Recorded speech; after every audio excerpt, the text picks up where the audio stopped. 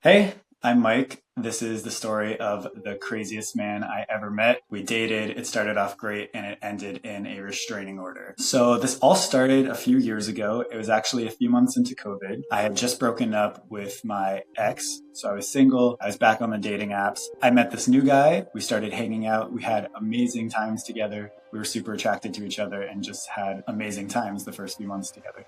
Is when I started getting my first inklings that things with him were no longer perfect. Sometimes late at night, like maybe we were having a sleepover or something, I would start to get some like anxious energy from him. He would just say weird things or get upset at me for like very little things. Like for example, one time I think in a text I said like amigo, like calling him a friend, and that just like totally triggered him, like, oh, you think we're just friends, whatever. We'd only known each other for a few months. I was recently out of a relationship. We weren't like officially dating or anything yet. And I think little things like that really ticked him off and started me thinking like, oh, this is kind of a red flag I'm seeing. We would always just hang out and be having a great time, and then suddenly his energy would shift. Like one time I was sleeping over at his place, and at 4 a.m, he just gets up and like turns on all the lights seemingly out of nowhere and starts like sitting at his computer and working. And I'm like, what's going on? What are you doing? And he's like, oh, I just couldn't sleep, so I'm just going to work. And I was like, okay, well, I'm sleeping here. Just like little weird things. And then always like the next day or whatever, he would apologize and I'd be like,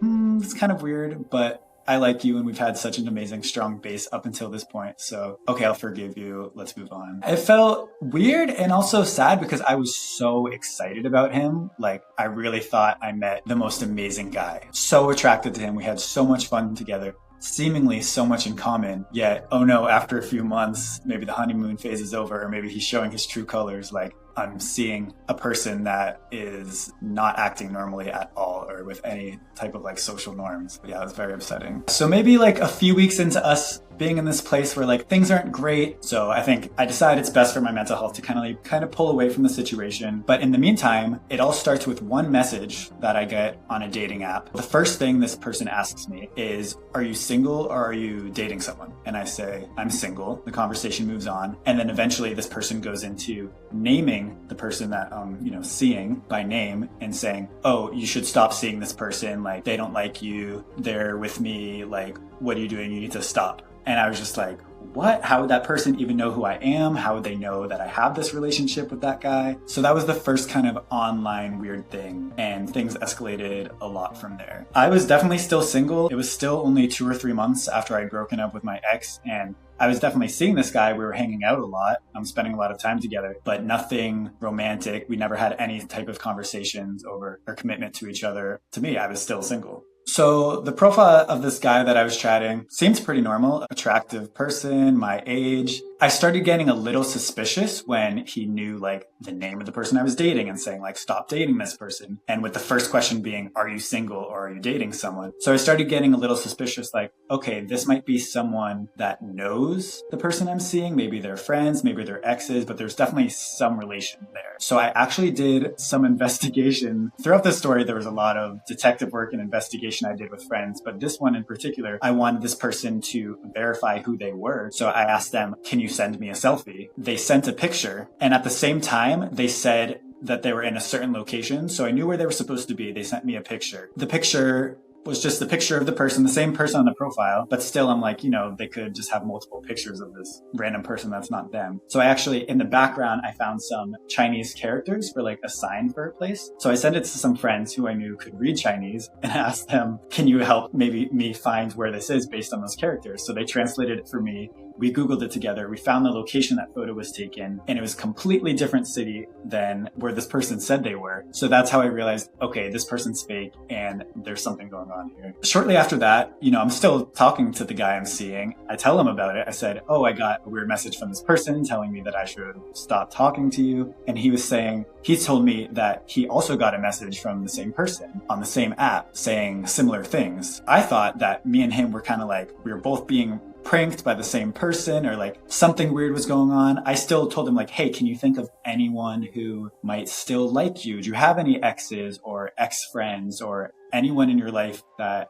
might do this. And we were trying to work together and figure out what could be happening. We were both really confused and kind of like, not scared, but kind of like, what is happening here? Like, it's just a really weird situation. And neither of us knew who this catfish person could be. Something I forgot to mention earlier is at one point that person did ask me for my phone number and I did give it to them before I was suspicious of other things. Like a few days later, I think I blocked that person once I realized they were fake and being weird. I start getting text messages to my cell phone from numbers that I don't recognize. Starting with one number, it would just be random stuff like, hey, I heard that you're like selling this, like, let me come by and pick it up. And I'm just like, okay, at first it's like, oh, it must be a wrong number or something. But then they're persistent. And then they're like, oh, no, you gave me your phone number on the app and I'm following up on it here. And I'm like, what? Like, is this someone doing this like meant to scare me or something? So at first I responded to these because I didn't know what was going on, and then I just stopped responding. And then once I stopped responding to one number, I would get a text from another number saying, oh, hey, I saw your profile on this male escort website with nude photos of you. Like,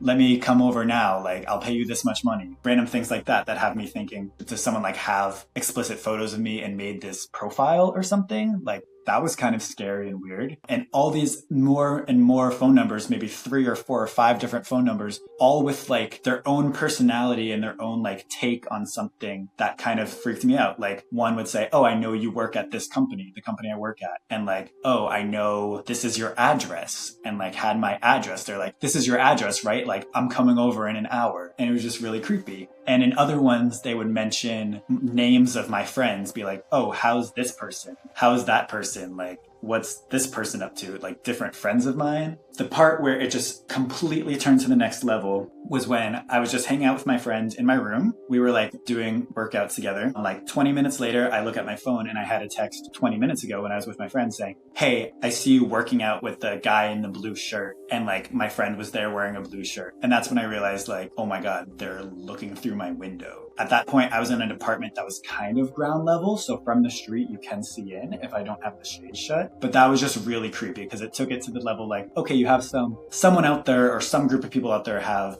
information about me, but now it's like they're physically looking into my window. And that's when things got like, it was like not okay anymore, and I had to figure out what I was going to do about it. It felt kind of crazy and surreal, but also like it seemed to like escalate so like slowly. Like, oh, one day I get one text, then the next day I get like 3 texts, then the next day I get 5 texts. Luckily I had like friends that I would be telling about all this, and like they were all helping me along the way, so I didn't feel too alone or scared. But for example, I had one girlfriend over and I told her what was happening, and she just like burst out crying. Like, she was so scared for me. And I did realize like, okay, maybe this is kind of serious. Actually, that first time where I got the text message where I found out that someone was looking into my window, that was actually really scary. I slept over a friend's house that night because I was just like, I don't feel safe sleeping here alone, like especially with my window right next to the street. And that's what prompted me actually the very next day, I set up a security camera in my window, just using like my old cell phone that I had. I downloaded an app and I just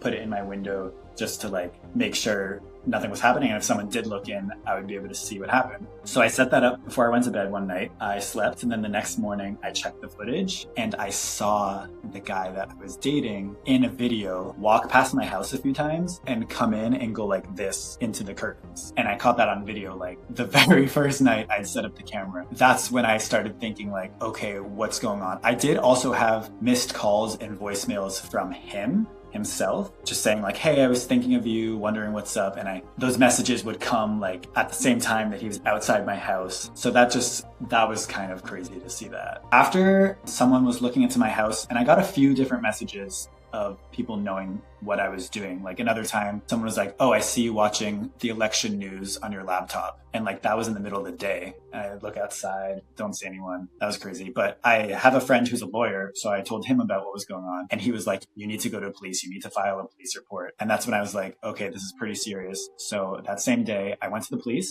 I spent about 2 hours telling my story, telling everything that happened, sharing evidence, sharing the phone numbers. And I filed the police report because I still had no idea what was really going on, besides that it seemed to have all started with that first catfish person who I gave my phone number to and probably shouldn't have. And the hope was that maybe the police could investigate the phone numbers and maybe see where they're coming from, who owned them, who started them, or something, see if they could do something, because it had definitely crossed the line. Weeks went by after I filed the police report. I think they probably told me, yeah, it might take up to 1 or 2 weeks before we can get to this because they're busy. I live in a big city, and just nothing happened. So I followed up multiple times on the phone, nothing, went in person. Eventually, I talked to someone in person and they said, oh, actually, because you live in this other neighborhood, you should have filed it with this other neighborhood police station. So I basically had to restart the whole process, filing with my local police station. And then they told me, actually, we can't really do much here. What you need to do is file a restraining order. And that's the first I had heard about that. So then I started the whole process of filing the restraining order, which was a very lengthy process. Luckily, I was work from home and I told my manager what was going on because I was going to the courthouse back and forth almost every day for weeks. So many forms to submit and hand in. Then the next day you have to pick them up and sign them and then bring them back and all this stuff. And throughout this process, I was still getting all the messages. Things were getting even, all the stories between all the people were getting even worse. And I still had no idea really what was going on. Throughout all of this, I was still kind of talking to the guy and telling him what was happening, at least in the beginning, until maybe I got a little more suspicious of him. We were trying to figure out, because he was saying similar things were happening to him. He'd be he was getting weird messages from weird numbers. And it felt like we were kind of collaborating, trying to figure out. But then at one point, I don't know exactly what happened. I just realized I don't think I can trust him anymore. So I had a conversation with him hey, I'm kind of uncomfortable with what's going on. And I really didn't trust him. And I also didn't want to get him on my bad side anymore. So I was just hey, I think we should, kind of stop hanging out. So I kind of stopped things with him in the middle of all this police stuff going on. Super slow process. Finally, I got the restraining order approved. And then the next step there is you have to serve the restraining order. And by the way, I got the restraining order against the guy I was dating because I did kind of in my head figure out it must be him.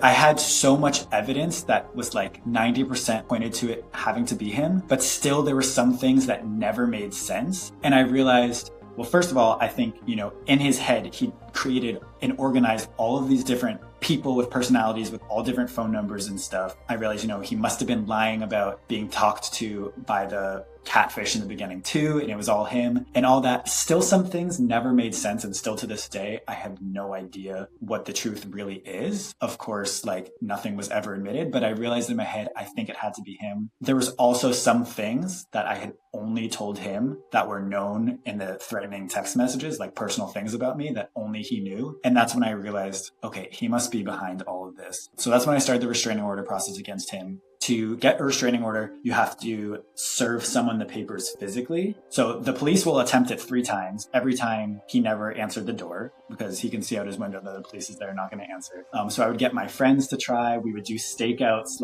outside his house, hiding behind a pillar, trying to see if when he comes in and out, serve him the papers. Eventually, I had my friend dress up as a delivery man, wearing a delivery man outfit and everything, putting the papers in Amazon box. And finally, he was able to serve the papers to him that way. So then we could start the restraining order process. So I got a court date, and eventually, months later, the court date came up, and this is during COVID, so it's all Zoom court. The first time we have the court date, he says, oh, I need extra time, which everyone can do once. So the court date got pushed back another 2 months. Eventually, we had the court date again. I had presented a lot of evidence. He denied everything, but the judge still ruled in my favor and gave me the restraining order. That exact day that the restraining order was granted, all of the text messages to me stopped. So at that point, I realized, okay, I must have been right about all this, because still up to that point, everything was kind of a hunch. It made sense that it had to be him, because who else would it be? But I still had some doubt. And then at that point, the restraining order was granted, everything stopped, and I realized, okay, it was him, and he knew that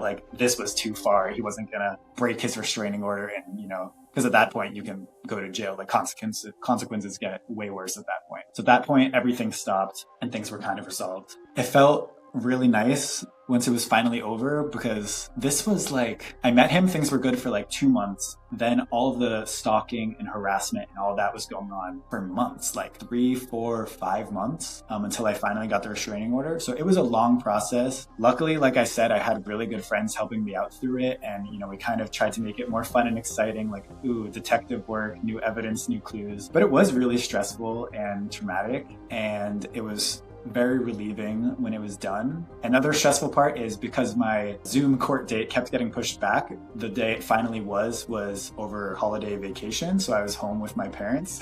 So I had to tell them what was happening because I had to be like, I need the room for Zoom court. So that was kind of stressful, having to share the story with like family and, get more people involved than I would have wanted to. But I was very relieved when I got that restraining order and it was done. So I definitely learned a lot from this experience. While it was going on and after, I made sure that there was nothing on the internet that had my full name and my phone number on it. I think especially the phone number, because I realized it's so easy to create free anonymous numbers that can't be tracked. Even if the police go in and try to ask from Google Voice, or whoever is the owner of those numbers, they will not share that information. And it's so easy also to create it from international online companies that will never share that information. So I'm like, I do not give out my phone number much anymore to anyone before I meet them. Like on dating apps, if people say, hey, let's switch to texting, I'm like, no, we got to meet first. I also just tried to scrub my information from the internet a lot, like change all my social media to just have my first name, for example, and just trying to remove, like, I realized my resume was online if you type in my name and it has my address and my phone number and all my email addresses and work. Just like trying to make my internet profile kind of less, so it's a little more difficult to find information about me. And then I also learned on a more personal level to trust my gut more. When I start seeing red flags about someone, cut them off faster. Unfortunately, there are a lot of people out there that you meet on dating apps or something, you don't know much about them. And even if things seem to be good, like, trust your gut. And when you see the red flags, you should run, because, they could do a lot of damage if you keep trusting them and forgiving them and going back. But yeah, I learned that I just need to trust my gut. And when I see red flags, when I see these things going on, you just need to give it up and run, because it's not worth it.